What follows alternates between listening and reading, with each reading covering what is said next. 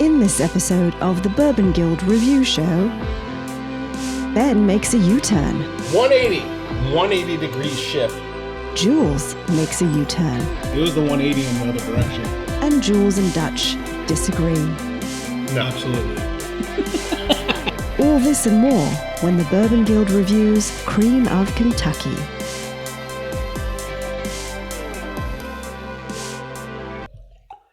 We're recording?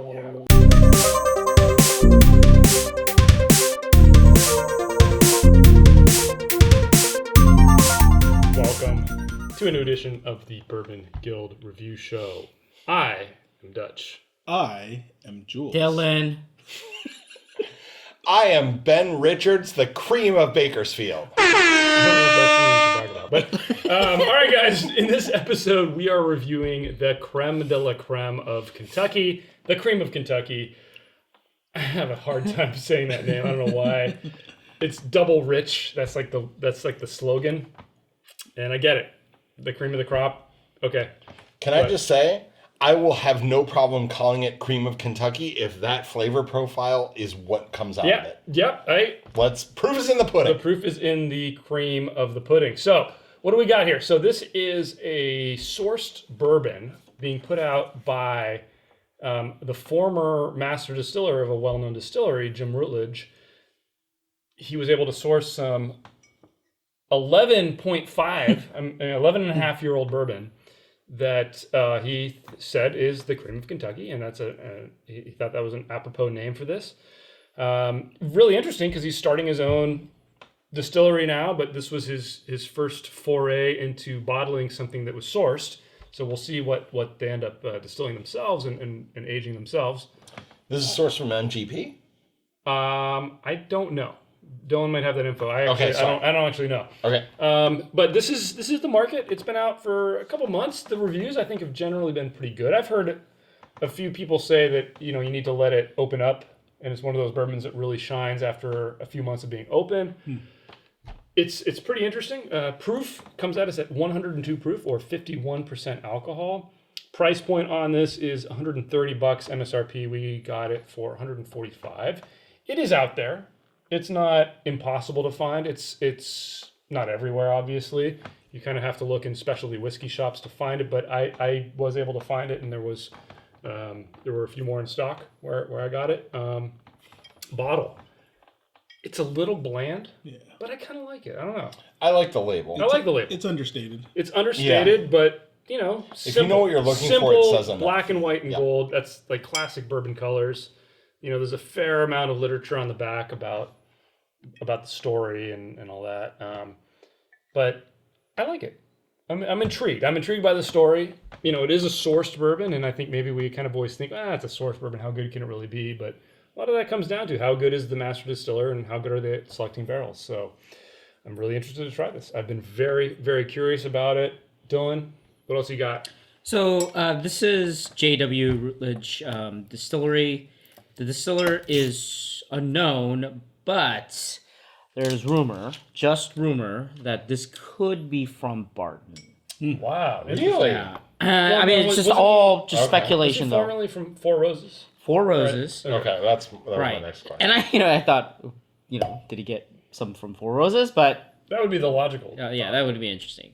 Anyway, 11.5 year, 51%, $130, like we talked about.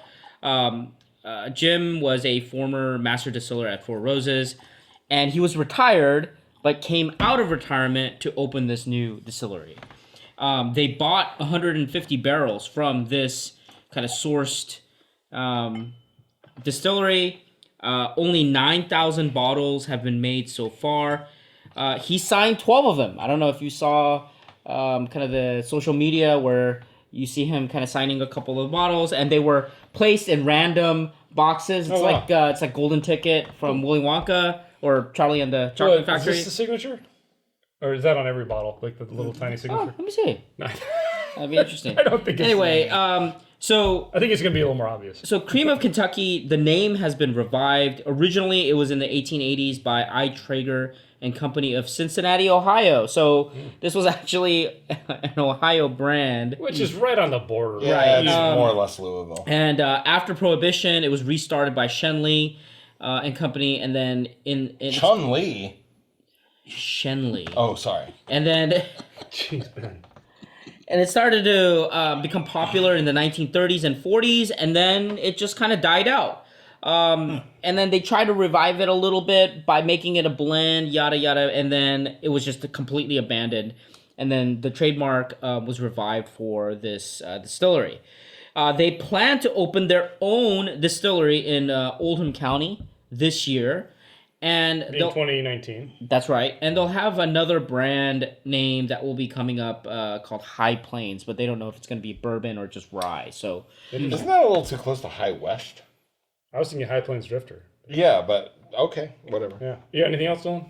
that's it. All right, Jules, give us our scoring criteria. All right. If you guys are new to the Bourbon Guild, welcome. We do have a 10-point grading system.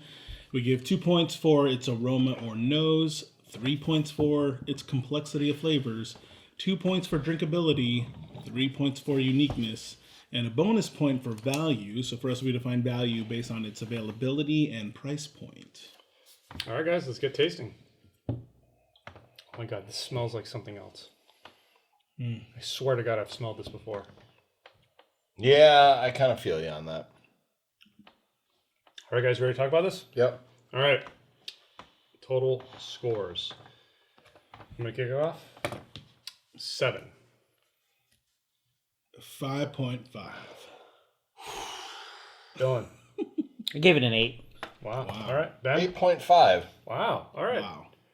I Went back and forth. Yeah, same here. I've got 2 categories I could be talked up on. So I know. I didn't give it a 5.5. well, I think I There's could a category I be. can be at. I think I could be talked up potentially All right, to an let's 8, hear it. and I was contemplating it while I was going through it. But let's kick this off with aroma. I don't know what it is. I love the nose on this thing. Yeah. I couldn't stop Yeah. sniffing it. I gave it a 2. Like, I don't know what it is. I got a strong grain component. I got a strong fruit component. I got a hint of the oak. But I felt like there was something else in there, and I kept going back to it because I wanted to figure out what it was. And it was so intriguing, and I couldn't end up putting my finger on it. I've never really experienced that with the aroma of a bourbon before. So, solid 2 for me, surprisingly. 1.5. So very similar in that. Oh, nice. Yeah, I did 1.5 as well, but I want to hear you guys out. Okay.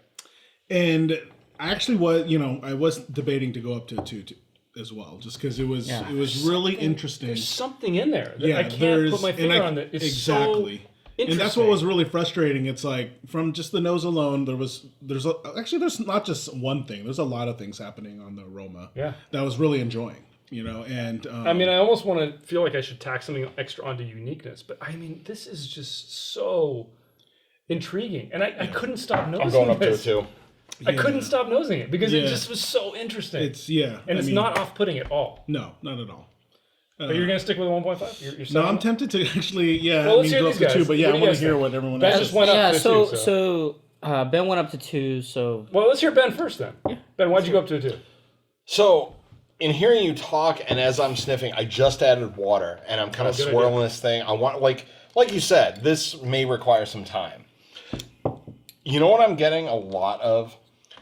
Marshmallow. Like Yes. a rich, some more graham marshmallow in the aroma. And I'm getting a little bit of the mint, a little bit of the spice, a little bit of the caramel, like what all you in said. there. There's some really traditional bourbon flavors, but there's some more marshmallow. How do you smell that? How do you spell that? Some more? S''MOR. Oh, it's the apostrophe that was getting me. Okay. Sorry. Anyway, in listening to you talk, I was going back and I'm adding water. I'm letting it open up, and I agree. There's a little extra something, and I'm getting just this depth of sweetness that's distinct. It's not muddled. That's where I bumped it from 1.5 to a 2. Because when I first started smelling it, I'm like, it's good, it's there, but I don't know. You know what it is? It's like you can pick out sweet, spice, grain, oak, and then there's like this 100%. mystery category. This is right definitely a there. mystery. And it's... But it's pleasant. It's a pleasant mystery. Good. Yeah.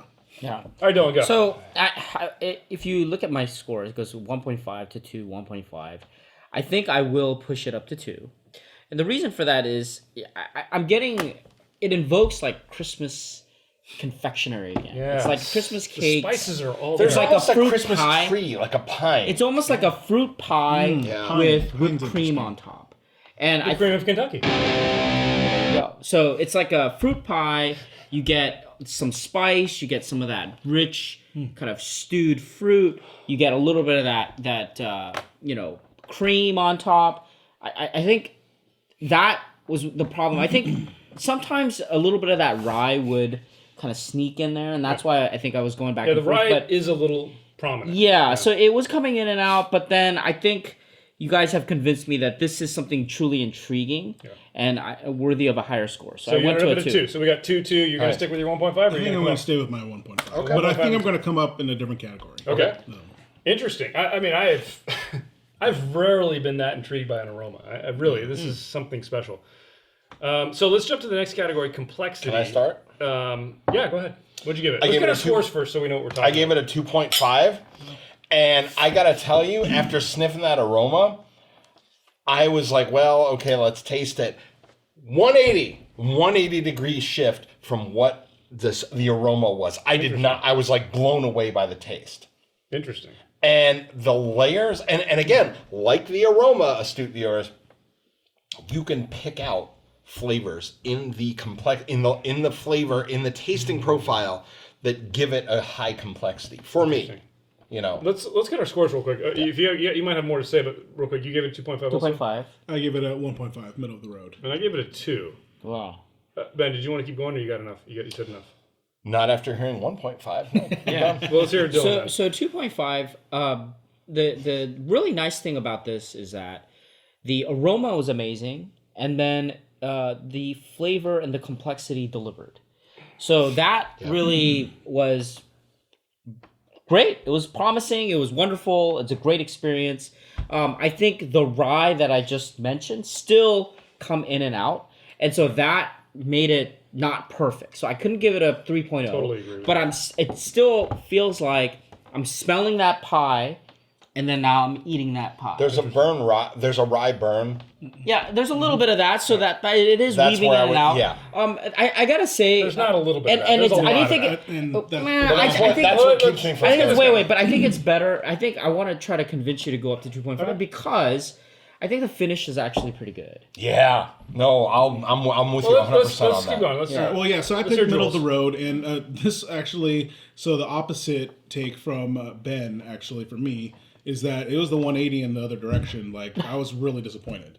Like, you know, with as much as I was getting out of the aroma, as much of interest and intrigue I was getting out of it, when I started drinking it, like, the tannic, like, and it must be like the rye forwardness was just coming out so strong that it made it unpleasant, actually. And what really stuck in my head once I did drink it was, I think this needs to wait a little longer. Like, I'd really be intrigued tasting this, you know, a few months from now. Well, Disagree. that's an You know, interesting. and I think that's where I'm at on this. I think I'm sticking on the fence with of those guys. Like, you know what? Like, let it sit. Well, So- I'm really close to what you're saying. And actually, the guy that sold me this bottle said that exact thing. He said he tried it initially and was like, "Ah, it's really, really peppery, really rye forward," which is exactly what I got. Yeah. Rye and pepper, and I got a hint of the sweetness on the finish. But the person that sold this to me said, you know, he tried another sip of it like 2-3 months later and was like, wow. Yeah. Now it's really, really, really mellowed, really interesting. You can get all the complexity. So I agree. This could be one that could open up. But on, you know, as we taste them, the way we do it is after you taste it and we give it maybe like 5-10 minutes to open up. Yeah. It's the pepper and the rye overpowered it. Yep. So 2 for me. Completely. So Like, could the problem be that you guys can't think fourth dimensionally? no. Absolutely. All right, guys, let's move on to Do you need some drinkability. wake up juice? Let's move to drinkability. Despite all that, like, I feel a little guilty for giving it a 1. What? But the pepper and the rye are just so strong on the finish. One. One. And I don't feel guilty about giving it a 1 because of how strong it is. Well, but the reason So- I feel guilty, and we'll get your guys' score in a second, but the reason I feel guilty is that I still feel like I want to tease the flavors out. I kind of want to keep having another sip to see if there's something else there. That's fair. So convince me. Convince me. Well, and for me, real quick, I'll Not just you, but also yeah. plug in that I'm not interested in having another pour until another month from now.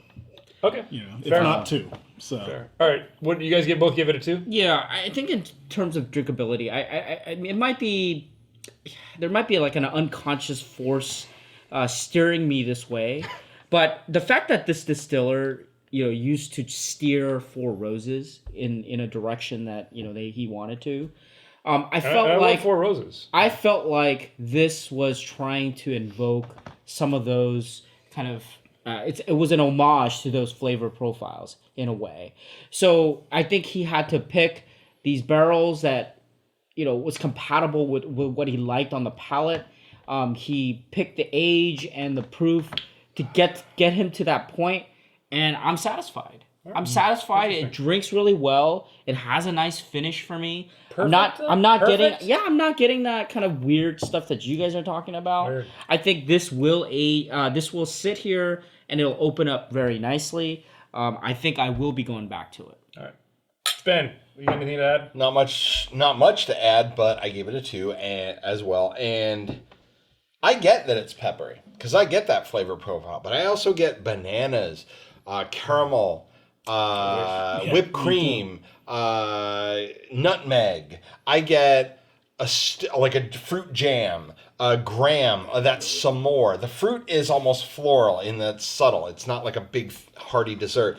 Where I would even begin to consider docking this on a 2 is it doesn't have that sweet creaminess that some bourbons do from a 11.5 year. Maybe you'd expect a little bit more. Exactly. So maybe 15 year, okay, but man, every time I go back to drink some of this, I'm getting something new and I'm liking it. And for 102 proof, this is a sippable bourbon.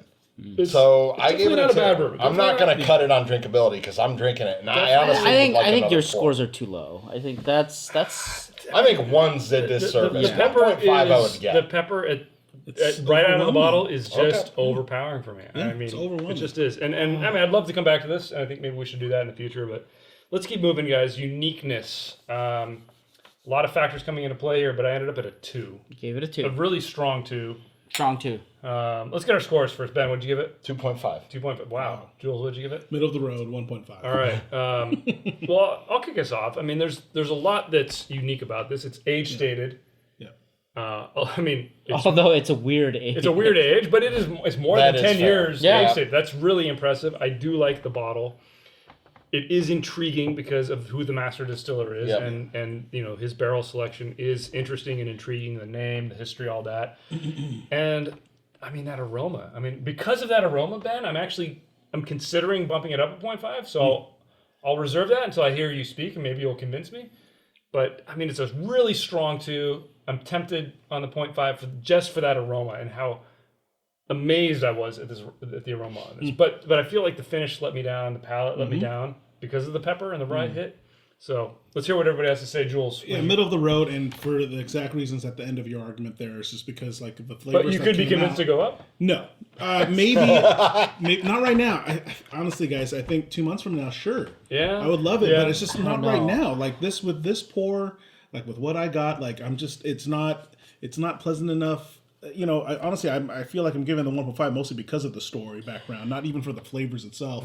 Just with how disappointed I was. But step back and think about this within the context of the entire bourbon, I am, library. and that that's we've what- and that's what tasted. I'm saying, like, this with- is not middle of the road. Thank This you. is not middle of the Thank road. you. I agree. Yes. It is a You little above can't that. say this is middle of the road. This It is is- definitely more interesting. Yeah. From a flavor point of view, for me, it is because that's why I'm willing to wait and sit. Okay, from a flavor And point of try view, I like, get you. and I that's got my you. that's my biggest So thing on it. yeah, my uniqueness is purely flavor. I mean, I think that I disagree with you guys. I mean, it feels like Evan Williams or something, or I'm just The bottle? yeah. The bottle is not really doing anything for Yeah, me. no, I'm talking about this I'm is not mostly flavor. I'm not impressed by the marketing, whatever. And in terms of flavor, I do not think that this is middle of the road, though. I do think it's a little bit above that. Yeah, And so I because agree of with that, that's what I gave the uniqueness. Ben, you're the highest. I gave it a 2.5 because where I agree with you, Dylan, I'm on the same page. That got me to a 2, but where I'm going up to, I couldn't give it a 3. I couldn't. But 2.5, that extra 0.5, it sounds like 2 is reasonable for most of you sane folk. So where I got my extra 0.5 is the story, the master distiller, the name, recycled as it is from a Cincinnati distillery from 100 years ago, but also the aroma. Yeah. And then drinking this mother jammer and sipping it and going just like, what happened? Because aroma is the promise of bourbon flavor. And man, this just was like, wait, whoa, change this effort up. Exactly. And it was a pleasant surprise all the way. So I'm at a 2.5 and I'm happy with it because this is unique. It's a project by a very reputable master distiller, and I honestly can't wait to see what he does now. I agree with that. I just wonder. But I just wonder that would you give it a 2.5 if this was MGP sourced 11-year? If it was hold on, Mr. Theoretical Hypothetical. John Smith. Hold on. Is it the same flavor profile? I mean, it's a rich. No, but okay. In the context of hypotheticals, what got me to the 2.5 is Jim Rutledge and the name and the revival of this brand and the fact that he's driving this coming out of retirement. Like Rocky's coming out to fight Ivan Drago after Creed got killed. Whatever, man. Okay, no more Rocky references, but at least we won't reference Rocky 5. Let's all agree on that. Yeah. But okay, I fully admit that's a 0.5 of my score. But your MGP John Smith distiller, yeah, that'll get me to a 2.0 if this is the flavor profile. I will fully concede that. So we're not that far. This is good stuff, and it's unique as a bourbon. Get to the final category, value. $130, $0. Thank you. Absolutely. Yeah, that's where the thing is. That was my big net. The thing draw. is, I told you earlier. I almost bought this because the story. Yeah, the liquor store had it, and he said, "Hey, we got this in," and it was, and I said, "Man, this is." Let me taste Dutch's bottle first and see. But the guy even admitted, he goes, I it's new, but man, it's overpriced. The guy actually admitted, he goes, this is a little overpriced.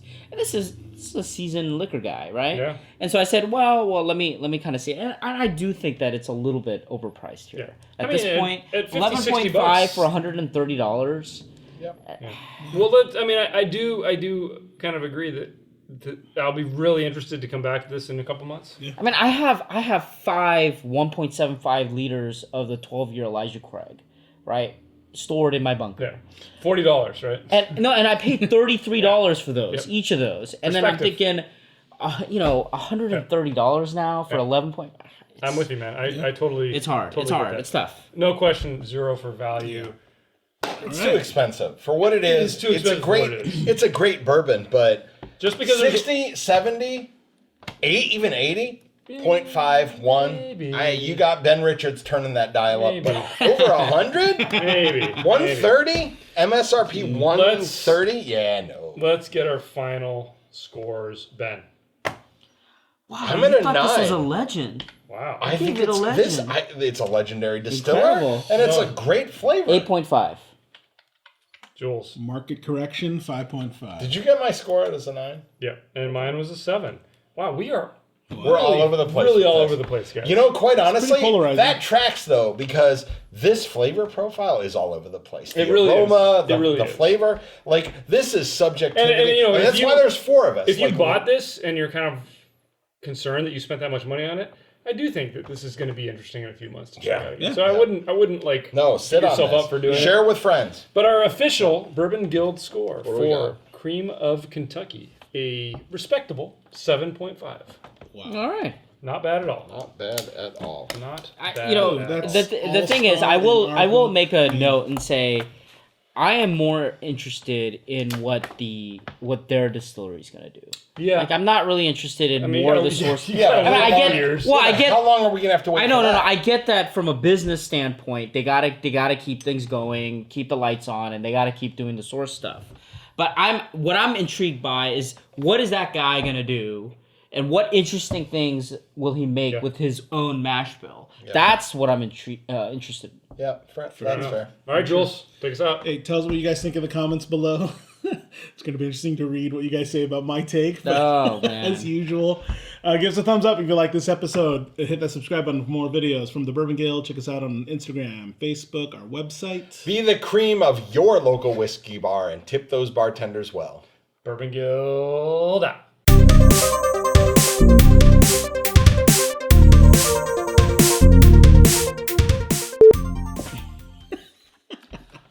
Nobody said cream of KY. You just did. You just did. I wrote it on my card. Cream Bend KY. over. He just wrote cream on there. Ben, nice to meet you. Creme de la creme. Not so much.